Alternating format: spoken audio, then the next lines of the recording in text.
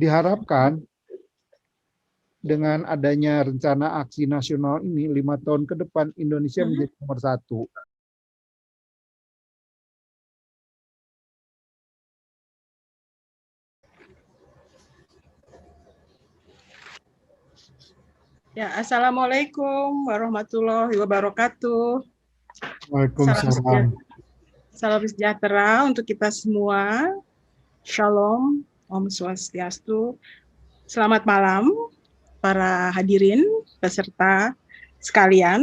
Selamat datang pada Zoominar yang berjudul Ekspor Ikan Hias for Dummies, atau jika diterjemahkan ke bahasa Indonesia, yaitu tentang tata cara untuk mengetahui tata cara melakukan ekspor ikan hias untuk orang yang nggak paham tentang ikan hias atau orang awam lah istilahnya, gitu ya.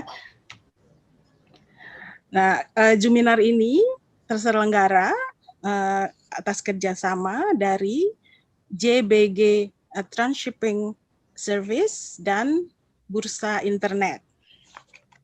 Sebelum melangkah lebih jauh dalam bincang-bincang kali ini, izinkanlah saya untuk memperkenalkan diri. Ya, nama saya Winda Purwito. Secara akademis dan secara profesi, sebetulnya saya ada kaitannya dengan ikan, ya. Maksudnya dengan perairan, ya. Karena saya jelaskan dari awal ya bahwa background pendidikan saya S1-nya itu adalah hukum internasional dari Fakultas Hukum UI, khususnya hukum laut internasional. Kemudian S2 saya itu yang pertama saya jalani di Swedia terkait dengan keselamatan pelayaran atau tentang keselamatan kapal, ya.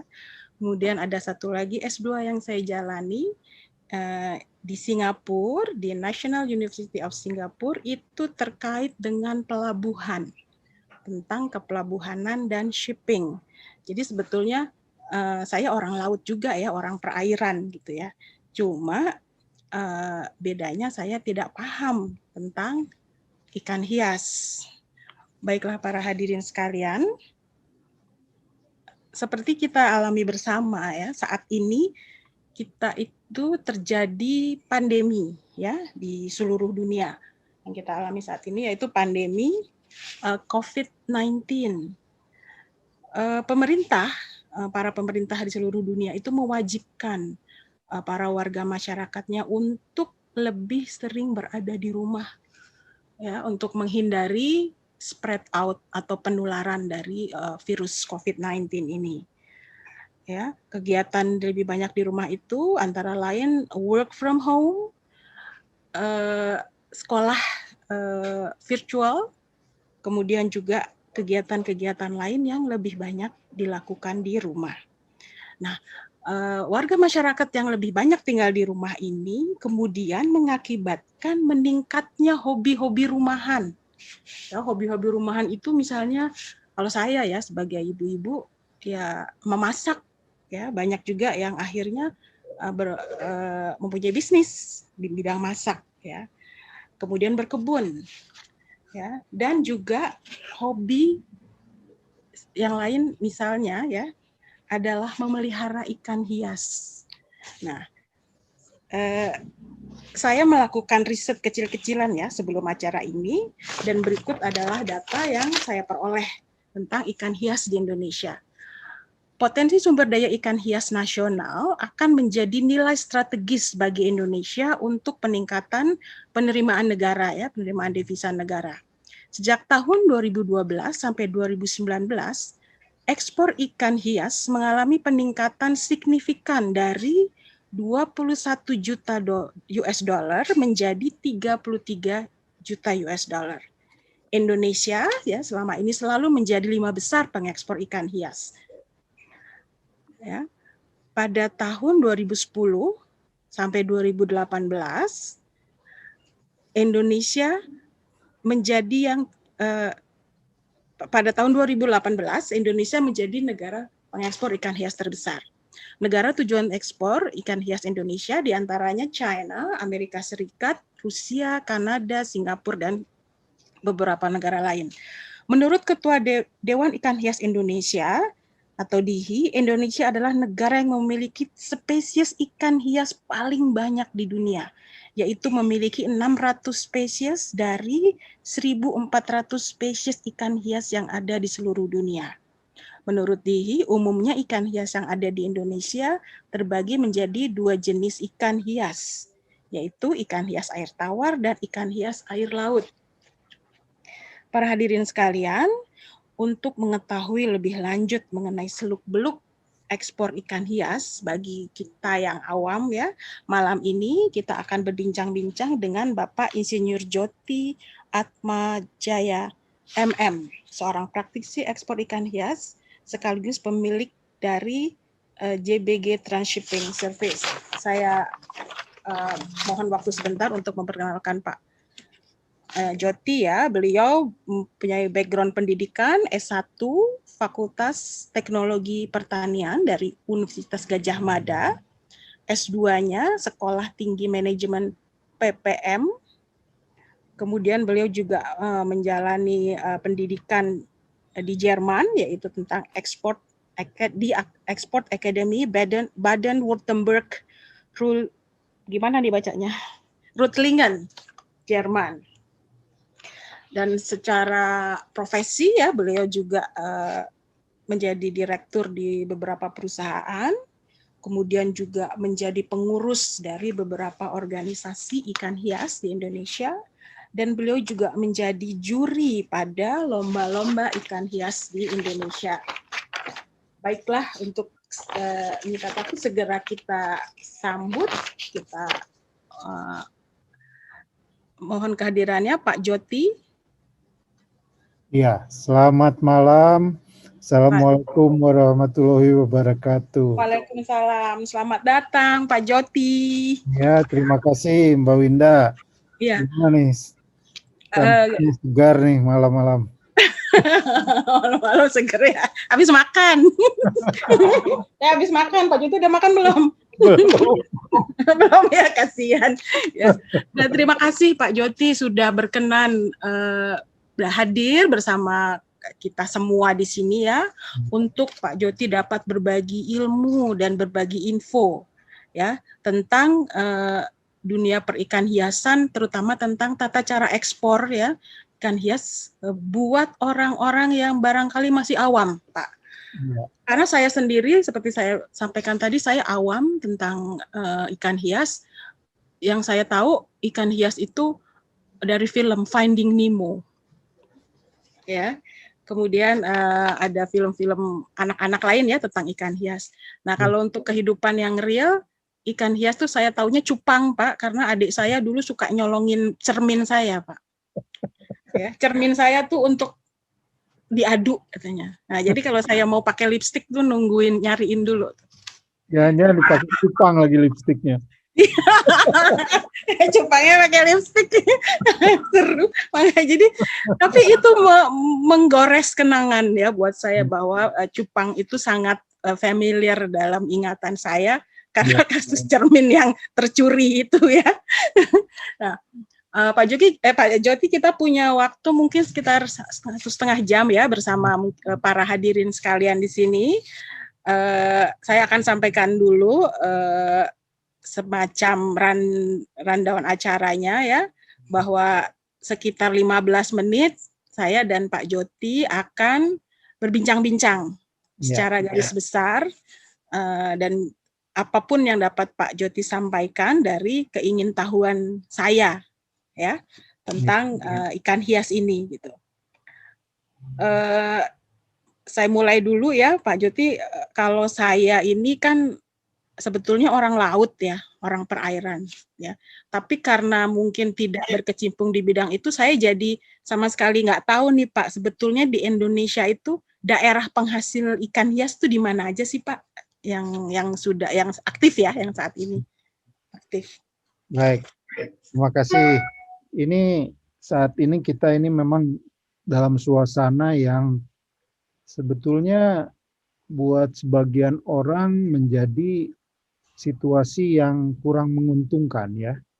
Betul. Tapi bagi teman-teman ikan hias, ini seperti blessing in In disguise. disguise, Ya, ya. jadi suatu berkah yang terselubung. Baik, iya. Itu karena COVID, akhirnya hobi ini berkembang luar biasa. Teman-teman di Indonesia yang saat ini berkonsentrasi di ikan hias, mungkin mendapatkan berkah yang luar biasa selama setahun terakhir ini. Amin, amin. Nah, itulah. Kemudian Indonesia itu juga tadi dikatakan merupakan sumber daya ikan hias hias yang terbanyak terbesar di dunia. Iya. Ini betul, ini betul. Kita punya alam yang maha kaya. Spesies-spesies yang ada di Indonesia itu sangat luar biasa, cantik, menarik, unik. Tidak dapat ditemukan di negara lain. Betul, dan mungkin juga masih banyak yang belum diberi nama. Ini ya, iya, karena masih belum ditemukan. Namain dong satu Winda gitu, Pak. Iya, boleh gitu. Oke. Luar biasa. Itu yang kita makanya sangat berharap bahwa teman-teman di sini bisa mengusahakan ikan hias ini sebagai barang atau komoditi yang bisa mesejahterakan kita gitu. Meningkatkan income kita, baik itu sebagai utama ataupun sampingan. Ya, ini kalau kita bicara source ya. Tadi ditanyakan di mana aja. Ada dua ikan kan, ikan laut sama ikan air tawar gitu. Kalau yang kita kerjakan banyak di kita di JBG itu ikan air tawar.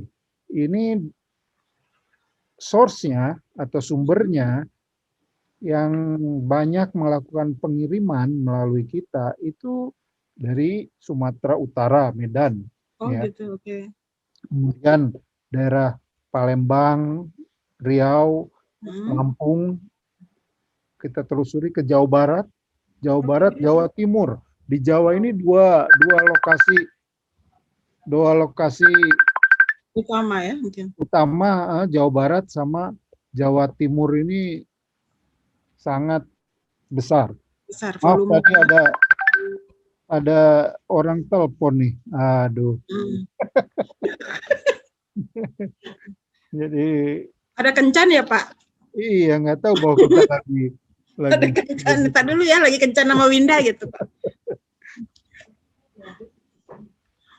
Iya. Baik. Ini Jakarta Pak. Jakarta terutama di daerah Jakarta Barat untuk cupang ya, terkenal untuk sebagai sentranya. Bahkan ada kampung cupang di sana. Oh ya? Barat. Iya, harus didatengin ya Pak kapan-kapan. Ya, silakan. Itu terkenal sekali sampai ke mancanegara. Lalu di daerah Jawa Barat itu terkenal sekitar daerah Parung, Bogor itu sumber ikan hias. Kalau saya tahu Parung adanya ikan gabus, Pak. Gabus pucung. Jawa Timur itu ada segitiga itu yang terkenal tuh Tulung Agung, Blitar sama satu lagi Tulung Agung, Blitar sama Kediri. Nah ini sumber juga. Ya, bayangkan cupang saja ya di Kediri itu produksinya setahun 60 juta. 60 juta ekor. Ini kita berpotensi untuk menjadi pesaing Thailand sebetulnya untuk cupang. Hanya sayangnya pasti masih untuk pasar lokal. Bayangkan kalau kita bersaing dengan pasar luar negeri. Ya, ini potensi yang luar biasa yang bisa kita dapatkan. Satu hal lain yang untuk pasar ikan laut ya, atau sumber ikan laut itu dari Indonesia bagian timur banyak. Timur, iya. Ya, itu ikan hias tuh Pak. Ikan hias. Bukan Itu ikan cakalang. banggai itu Saya. terkenal ikannya. Iya, cakalang juga terkenal sih. Saya dulu mainan cakalang juga Oh, tuna. begitu.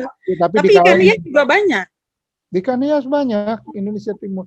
Apa tuh Pak misalnya dari timur? Ya, itulah ikan-ikan yang tadi Anda sebut, Nemo. Kemudian Oh, si Nemo tuh dari kalau di kita adanya di timur ya? banyak di timur, di barat juga ada. Oke. Kemudian Indonesia Timur itu pengirimannya melalui Denpasar. Denpasar itu statistik jumlah ekspornya saya rasa terbanyak gitu. Saya belum lihat datanya persisnya, cuman Indonesia Timur melalui Denpasar itu ekspornya terbesar dibandingkan Jakarta, dibandingkan Surabaya. Ini yang sangat kita banggakan ya. Iya. Kemudian ini Pak, tadi kan kita bicara tentang kita punya sumber yang besar ya. Iya. Tapi sumber besar pun kalau nggak dimarketingin kan orang nggak tahu ya. Benar. Ya. Bagaimana sih selama ini cara para pegiat ikan hias ini untuk memasarkan produk mereka gitu jauh ini?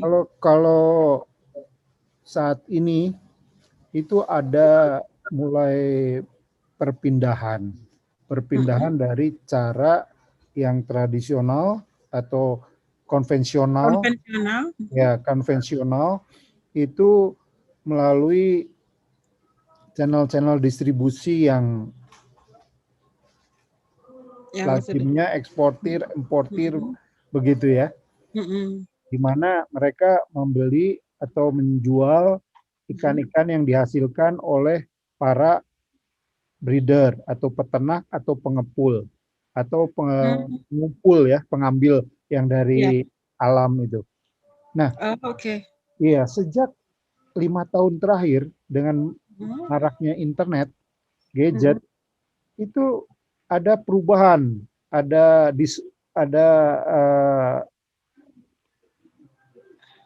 penjualan atau marketing yang langsung dari si breeder ini atau peternak langsung kepada si pembeli konsumen end user ya. End user ini berarti sangat fenomenal karena apa? Dia bisa memotong langsung dari distribution channel yang konvensional. Iya, nilai tambahnya bagi peternak itu meningkat. Harganya berarti harganya meningkat. Kemudian bagi si pembeli itu juga mendapatkan keuntungan harga yang murah. Bisa lebih rendah ya. Jadi lebih rendah karena langsung dari peternak. Ini tren yang 5 tahun terakhir ini meningkatnya luar biasa. Bahkan dalam 2 tahun terakhir itu ribuan persen meningkatnya. Oh, karena faktor kemudahan teknologi. Teknologi sama juga karena itu pandemi itu. Oh iya sih. COVID nih, si Koko David, bukan COVID. Luar biasa. Saya sangat beruntung berada pada bisnis ikan hias ini. Karena kita merasakan bahwa waktu yang kita punya karena tinggal di rumah, ya, work from home ya istilahnya, atau school from home, atau school from home, ini bisa menghasilkan luar biasa, Teman-teman yang jualan online di media sosial, wah banyak dan marak. Pembelinya pun demikian sama. Saya mengalami dalam tahun terakhir nih, Malaysia saja itu yang tadinya hanya beli mungkin puluhan ekor atau ratusan ekor, sekarang itu cupang dia ambil setiap minggu ribuan ekor setiap minggu. Dari Indonesia? Dari Indonesia, dari teman-teman breeder ini. Mereka jualan sendiri-sendiri, tidak melalui kita, hanya kita bantu untuk melakukan ekspornya, pengirimannya. Jadi terdata sebetulnya ya Pak ya, walaupun pengirim secara individual, eksportir tadi, betul, tapi data ada ya? Ada, kita ya melakukan pendaftaran dulu, jumlah ikan berapa, jenis ikan apa, kita kasih. Kemudian dari situ pun kita daftarkan ke karantina, berapa ekor yang kita mau kirim, semua terdata, pasti masuk. Cuman memang kalau dibandingkan dengan pengiriman secara konvensional tadi masih belum seberapa, tapi growth-nya yang meningkat luar biasa. Iya. Dan ini saya rasa trennya 5 tahun ke depan, 10 tahun ke depan akan semakin besar. Mungkin bisa 50-50 kali ya Pak ya? Mungkin akan mencapai ke sana. Sekarang yang mungkin belum banyak ada Tokopedia, Shopee, atau marketplace secara online untuk khusus ikan hias. Oh, belum ada. Kalau ada itu bisa menjadikan wadah buat teman-teman kita berjualan. Nah, kita bersama pemerintah, kita sudah memasukkan ini sebagai rencana aksi nasional, ya, untuk 5 tahun ke depan. Diharapkan dengan adanya rencana aksi nasional ini 5 tahun ke depan Indonesia menjadi nomor 1. Tadi kan nomor 5 ya. Selalu masuk nomor 5 besar ya. Kan? Bisa 3, bisa 4.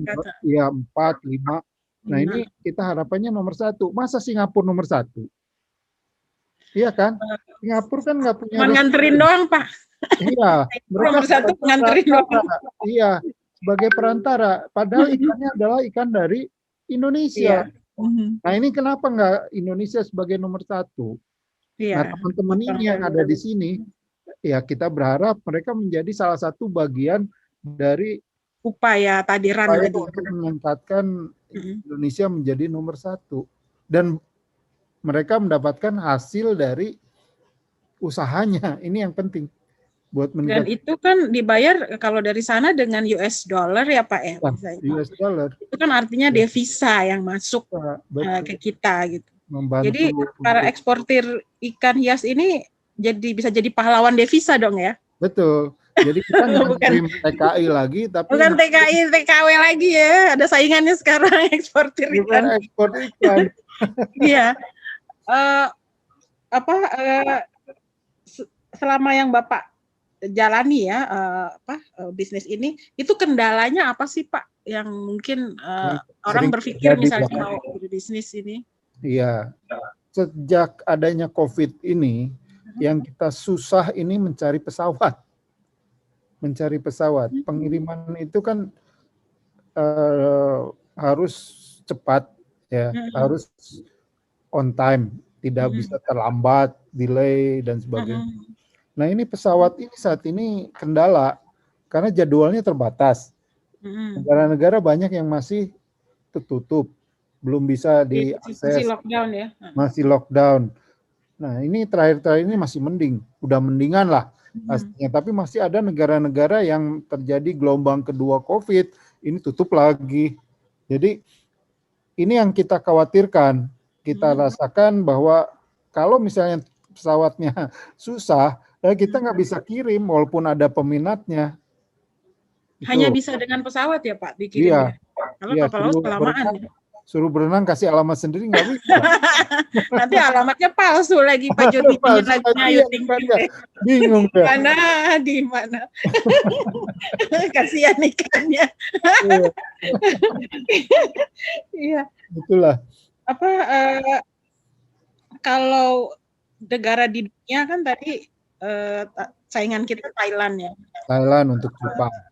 Tapi untuk ikan hias pada umumnya itu menjadi ya Singapura sebagai pesaing. Iya. Tapi kan walaupun dia cuma nganter doang ya Pak ya. Iya betul.